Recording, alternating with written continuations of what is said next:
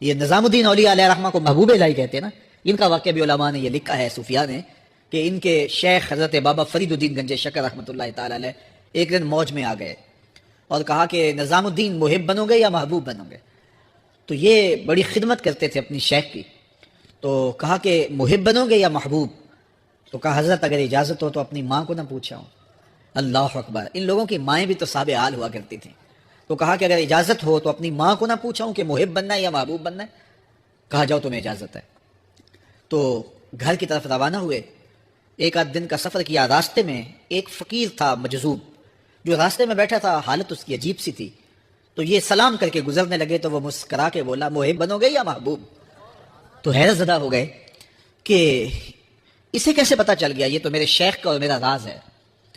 تو رک گئے، کہا کہ حضرت اگر آپ بتا دیں تو بہت اچھا ہو۔ کہا نہیں نہیں، ماں سے پوچھو، جو وہ بتائے گی وہی بن جانا، اور اگر ماں نے نہ بتایا تو کل آ جانا، اسی وقت یہاں ملاقات ہوگی، پھر میں بتا دوں گا۔ خیر چلے، رات کو پہنچے، والدہ کی خدمت میں سلام پیش کیا، پاؤں دبائے اور کہا کہ شیخ موج میں آ گئے اور کہا محب بنو گے محبوب بنو گے؟ تو میں نے کہا ماں سے پوچھ لوں، تو میں ماں جی آپ سے پوچھنے آیا ہوں، راستے میں یہ واقعہ بھی ہوا۔ تو ماں نے کہا کہ بیٹے تم صبح ناشتہ کر کے پلٹ جانا، اور وہ جو راستے میں تیرے دل کی بات بوجھ گیا، وہ کوئی صاحب حال تھا، وہ تمہیں صحیح بتا سکے گا کہ محب بننا ہے کہ محبوب بننا ہے۔ خیر یہ صبح ناشتہ کر کے ماں کے پاؤں پکڑے، اجازت طلب کی اور واپس نکلے، اور وہاں جا کے دیکھا تو کوئی فقیر نہیں ہے۔ بڑے حیرت زدہ ہوئے، دائیں بائیں سے پوچھا کہ یہاں کل ایک بابا بیٹھا تھا، کہا وہ تو کل کے فوت ہو گیا۔ تو کہا اس کی قبر کہاں ہے؟ کہا قبر کس نے بنانی تھی اس کی؟ وہ گندگی کے ڈھیر پہ لوگوں نے پھینک دیا۔